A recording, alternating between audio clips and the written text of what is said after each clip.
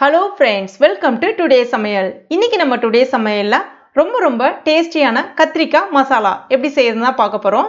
இது வந்து biryani, white veg pulao, ghee rice இது கூடலாம் தொட்டு சாப்பிடும்போது ரொம்ப டேஸ்டியா இருக்கும். ஈவன் இது இட்லி, தோசை, சப்பாத்தியோட தொட்டு சாப்பிடும்போது ஒரு பெர்ஃபெக்ட்டான காம்பினேஷனா இருக்கும். அவ்வளோ ஒரு அட்டகாசமா இருக்கும். கத்திரிக்காய் உங்களுக்கு பிடிக்கும் அப்படின்னா கண்டிப்பா இந்த ரெசிபி உங்களுக்கு பிடிக்கும். கத்திரிக்காய் பிடிக்காதவங்களுக்கும் இந்த ரெசிபி ரொம்ப பிடிக்கும்.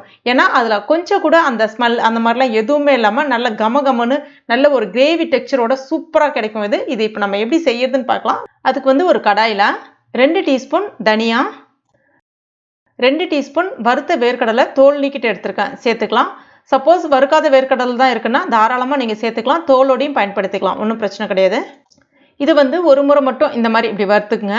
அடுத்ததா 2 டீஸ்பூன் எள்ளு, 10 முந்திரி பருப்பு, ஒரு சின்ன துண்டு பட்டை, 2 ஏலக்காய், 3 கிராம்பு, 1/2 டீஸ்பூன் நார்மல் சீரகம், 1/2 டீஸ்பூன் அந்த ஷாஜி சீரகம்னு சொல்லுவாங்கல்ல அதுதான் எடுத்திருக்கேன். இது நல்ல ஒரு வாசனையை கொடுக்கும்.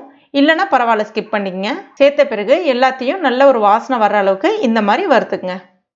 இப்போ ஸ்டவ்வை ஆஃப் பண்ண பிறகு நல்லா ஆற விட்டுருங்க.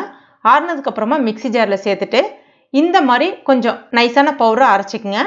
அடுத்ததாக இதில் இந்த சைஸில் 2 சின்ன துண்டு இஞ்சி, 6-7 பல்லு பூண்டு, ஒரு மீடியம் சைஸ் வெங்காயம் ரஃப்பாக கட் பண்ணிட்டு சேர்த்துக்குங்க. ஒரு 6 புதினா இலைகள், கொஞ்சமாக கொத்தமல்லி இலைகள், 1/2 டீஸ்பூன் மிளகாய் பொடி, 1/2 டீஸ்பூன் கரம் மசாலா பொடி, 1/4 டீஸ்பூன் மஞ்சள் பொடி. கடைசியாக இந்த மசாலாவுக்கு தேவையான அளவுக்கு உப்பு சேர்த்துட்டு இப்போ இதை இந்த மாதிரி அரைச்ச பிறகு 2 டேபிள் ஸ்பூன் தேங்காய் துருவல் சேர்த்துட்டு தேவையான அளவுக்கு தண்ணி சேர்த்து நல்லா நைஸாக இந்த மாதிரி அரைச்சி எடுத்துங்க.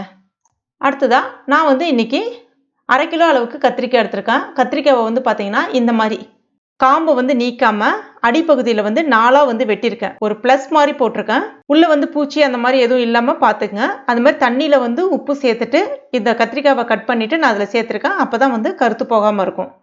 இப்போ இந்த தண்ணியை வந்து நல்லா வடிகட்டினதுக்கு அப்புறமா அந்த கத்திரிக்காயில் நம்ம ரெடி பண்ணி வச்சிருந்தோம்ல அந்த மசாலா உள்ளே வந்து ஸ்டஃபிங் மாதிரி நல்லா இந்த மாதிரி உள்ளே எல்லா பக்கமே படுற மாதிரி அப்படி வச்சிட வேண்டியதான். இதே மாதிரி எல்லா கத்திரிக்காயிலுமே நம்ம ஃபில் பண்ணிக்கலாம். அடுத்ததான் ஒரு கடாயில் 3 டேபிள் ஸ்பூன் அளவுக்கு எண்ணெய் சேர்த்துங்க. இதில் வந்து எண்ணெய் கொஞ்சம் கூடுதலாக இருந்தால் தான் இந்த ரெசிபி வந்து நல்ல டேஸ்ட்டாக இருக்கும். நம்ம ரெடி பண்ணி வச்சிருக்கோம்ல கத்திரிக்காய் அதை வந்து ஒன்றா சேர்த்துற வேண்டியதான். சேர்த்த பிறகு மூடி போட்டு மூடிடுங்க. ஸ்டவ்வை மீடியம் ஃப்ளேமில் வச்சுங்க. அப்படியே நிதானமாக கொஞ்சம் அப்படியே வெந்து வரட்டும். ஒரு பக்கம் அப்படியே நல்லா வெந்த பிறகு இதை இப்போ நம்ம அப்படியே திருப்பி போட்டுடணும்.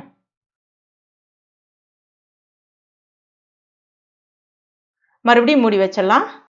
இது இப்போ மறுபடியும் நம்ம திறந்து பார்க்கலாம். எல்லா பக்கமே அந்த கத்திரிக்காய் நல்லா அந்த மாதிரி வெந்து வந்திருக்கணும். கிட்டத்தட்ட ஒரு 50% வந்து அந்த கத்திரிக்காய் வந்து நல்லா வெந்திருக்கணும். இப்போ நம்ம அரைச்சி வச்சிருந்தோம்ல அந்த விழுது அதையும் சேர்த்துட்டு கூடவே அதில் கொஞ்சமாக தண்ணி சேர்த்துட்டு அதையும் சேர்த்துக்குங்க. ஒரு முறை கலந்து விட்ட பிறகு மறுபடியும் மூடி வச்சிடலாம். ஒரு 2லேருந்து 3 நிமிஷம் போல் நல்லா வேக விட்டுருவோம்.